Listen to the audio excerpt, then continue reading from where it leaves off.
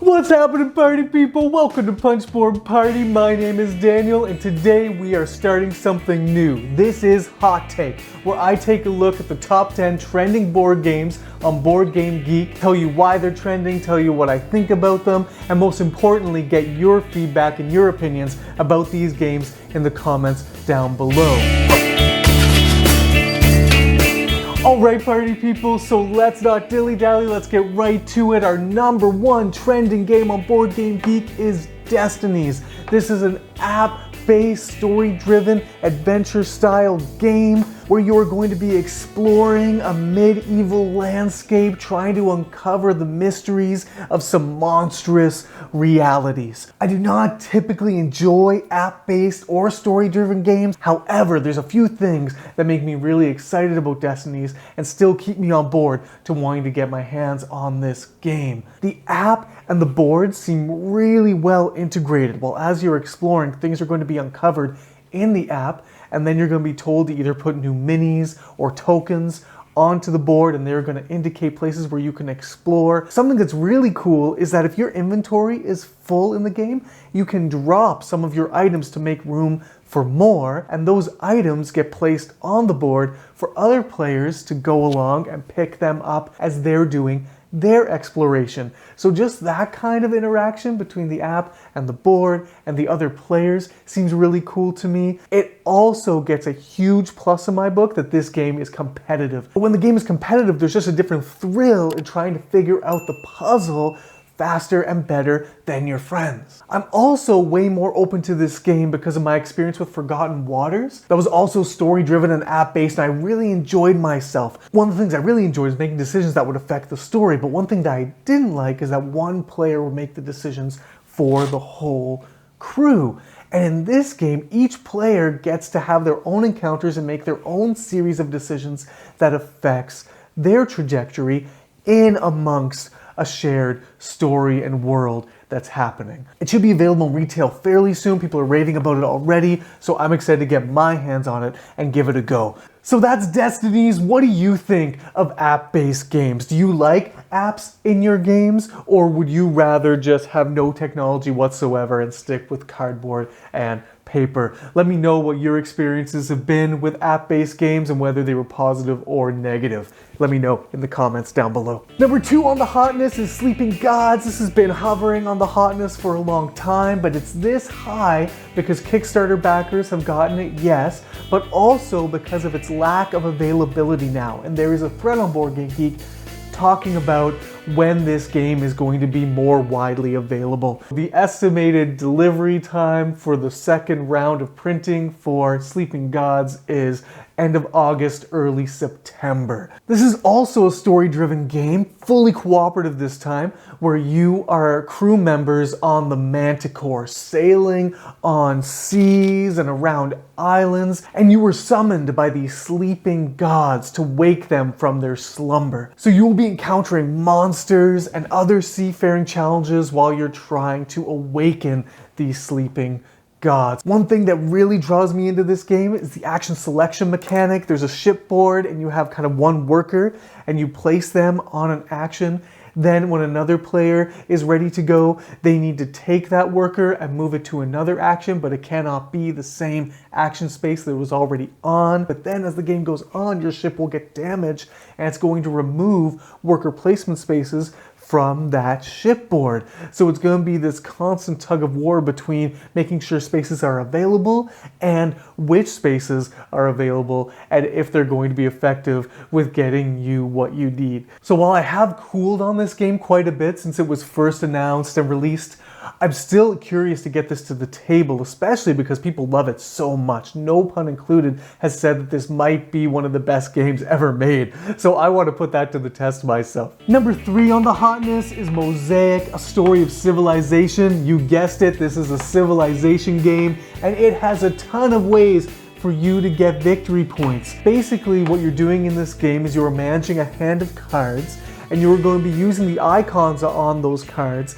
to draft new cards into your hand, which will be kind of allowing you to build an engine that will get you more cards and allow you to build monuments or wonders or cities or these kinds of things, which are going to all net you victory points. A major factor in this game is going to be your own personal player board, which has a number of tracks on it that determine your production for different resources. Cards that you are going to draft or purchase throughout the game are going to increase your level on those tracks and make you better at producing certain things as you go along. So a really neat system of hand management and card drafting and improving yourself on tracks. So a lot of things that I really like, just kind of a dry Euro theme as well on top of this. The one thing that is making me wary of this game is that the centerpiece of this board is a big map, and you are going to be building cities and monuments on this map in an area control style situation. And I just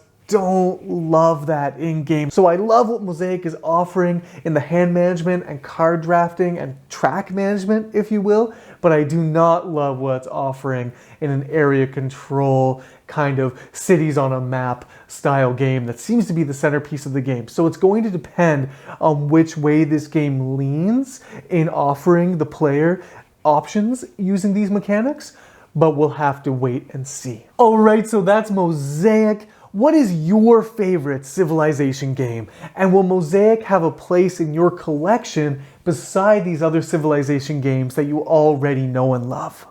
Let me know in the comments down below. Number 4 trending game today is a familiar one. This is Lost Ruins of Arnax. So this is high on the list because of Golden Geek Awards. I have to assume it won Best Medium Weight Game of the Year with the Golden Geek Awards. So that's gaining it some traction, as well as its presence on Board Game Arena now, and the fact that a lot of people are getting their hands on it. It's back in stock, so you can get it and play it. And so a lot of people are on the Geek asking rules clarifications and talking about their strategy. So Lost Ruins of Arnak for me is a game that I enjoy, but I didn't love it, and I expected to love it, but I got my hands on Dune Imperium first, and that's coming up. But that kind of soiled this game for me. I feel like the deck building is not well integrated into this game. The different elements of this game are kind of separate mini games that you're playing, or separate strategies that you can pursue, but they don't really intertwine into a complete whole for me. So the game feels a little patchworked together in my estimation. I do recognize that Lost Ruins of Arnak brings a fun factor to the table that other games of its ilk do not. The theme is just so evocative while the mechanics are solid in their own right, and I always am wanting to get this back to the table, even maybe more so than a game like Dune. And I think it's because that Dune brings a seriousness to it, and Lost Ruins of Arnak says, hey, I'm a fun guy. Number 5 on the hotness is Beyond the Sun. This is up so high because of its appearance on Board Game Arena this past week. So people are playing it a lot, as well as an availability issue that has people talking about this game as well. And once again, we probably won't be getting another printing of this game until August sometime, so we have to hold on. And there is also discussion about the expansion to this game, which will probably be released at the end of 2021. So that's what brings Beyond the Sun to the table today. And I gotta tell you, I got a chance to play this with my buddy John on Board Game Arena a couple nights ago. We had peripheral familiarity with the game based on a couple of reviews that we watched, but we didn't know the rules breakdown at all. The game is so streamlined and intuitive that we were able to pick up how to play this game really quickly, and we were having a blast in no time. So this is Tech Tree, the game, where you have these branching technology cards out on the board, and you are moving cubes onto these spaces to uncover new technologies, and then the technologies uncover worker placement spaces where you have one little marker that you are moving from turn to turn to different worker placement spaces that are available to you. And because of how the tech tree works, worker placement spaces that are available to me won't necessarily be available to my opponent, and vice versa. So it creates this kind of divergence in strategy based on how you move up this tech tree. But the thing that really stood out to me was there's this deep space board where you can go and visit planets and colonize planets for victory points and special abilities as well. And so that's where a lot of my fun factor came from. The one thing about Beyond the Sun that people often complain about is the aesthetics of this game. They say it looks butt ugly. But for myself, I actually really appreciated the aesthetic and the way that the deep space board and the planet cards work. They're actually quite well illustrated and vibrant. And so I got just a real futuristic sci-fi feel from this game, and I did not mind the aesthetic at all. So let me know down in the comments below, if you played this game, do you like the aesthetic or do you think that it is but ugly? And how important are aesthetics to you in a game? What about Beyond the Sun? How are the aesthetics to you? Let me know in the comments down below. Next on the list is Dune Imperium. This is up higher on the list because of its involvement in the Golden Geek Awards as well. It won Best Card Game this year, and as well as it is just an amazing game that tons of people are playing. So there are tons of people having conversations on the Geek about this game. So I want to say that Dune Imperium is the perfect game, so I will.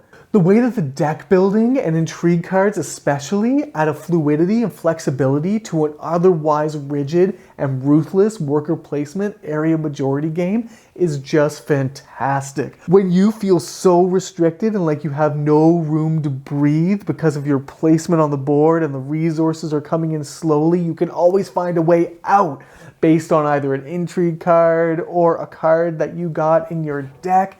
And so this game just has this perfect mixture of squeezing the life out of you and then giving you some room to breathe to make some big moves on the board, and then squeezing the life out of you. It is just perfectly balanced. And all the different aspects of this game, unlike my opinion of Lost Ruins of Arnak, Dune Imperium integrates these things seamlessly. All of these aspects are interwoven so well that I hardly notice that there's different kinds of things going on in this game. It just seems like one whole experience. All right, party people, so that's Dune Imperium. I want to know, do you prefer Lost Ruins of Arnak or Dune Imperium? Let me know in the comments down below, because I've been so surprised with how Lost Ruins of Arnak has seemed to be getting more love than Dune Imperium, and it's a little confusing to me. Even today we found out that Lost Ruins of Arnak has been nominated for the Kenner Spiel des Jahres, and Dune Imperium was not on that list. So what is up with people liking Lost Ruins of Arnak more than Dune Imperium? Let me know what you think in the comments down below. Seventh hot game on Board Game Geek today is Merchant's Cove. This has been on the hotness for the last week or so because once again, backers have gotten it into their hands and they've been playing it, but it got a bit of a bump from the 11th or 12th spot yesterday to the 7th spot because Dice Tower did their Foursquare review on it. So Merchant's Cove is a game that I'm really interested in playing. This is kind of a light to medium weight resource management game where you're going to have an asymmetrical character that you are going to be playing as that has a very different way of playing the game than your opponents. So one character is all about dice manipulation, another character is about manipulating time based on moving 2 pawns around the board. Just different things are going on with each player. They're playing the game very differently, but to the same objective, where there are going to be ships coming into port and they're going to have different colored meeples. And what you're trying to do is you're trying to produce goods of your particular type, but all that matters is the color and the size of the good that you're producing, and you're hoping to sell them at the ports. And the more meeples of the color matching the colored good that you're producing at that port that you're selling at, the more money you're going to make. So this seems like a simple, streamlined game with a layer of complication based on how each time you play the game, you can potentially play it differently based on the character you are. And it seems like a nice right fit for me in the way that I like to play games. The big complaint and comparison that's happening is between this game and Root. And Root has these asymmetrical powers where you're playing the game differently, but the argument goes that in Root, the way the asymmetry works between the other players, it actually matters what your power is because you're actually affecting one another based on how you play the game. Whereas in Merchant's Cove, it doesn't really matter whether you're using the power you're using or another player is using the same power or a different power, because your game is really between yourself and the board. So people who are looking for more interaction in their asymmetry might be disappointed in this game, but if you're looking for a solid family weight game, it looks like besides having to teach a bunch of new roles every time you play the game, this seems like it might be a good fit. What's your take on asymmetry in board games? What are you thinking about this? Do you think it matters that the asymmetry actually affects other players, or do you think that's cool to be able to play the same game in different ways each time you play it? Let me know in the comments below what your thoughts are on asymmetry in board games. Next game on the list is Hoplomachus Victorium. I have to admit I'm not super excited about this one. This is a standalone game in the Hoplomachus line of games. So this is a chip theory game where you use these really nice poker chips in a skirmish tactical style battle game. I just don't love that style of game to begin with. With Victorium, this is a total solo campaign game where you're just going to be going out on your own, engaging in battles, uncovering story and lore from this universe, trying to stop Mount Vesuvius from exploding and killing everyone.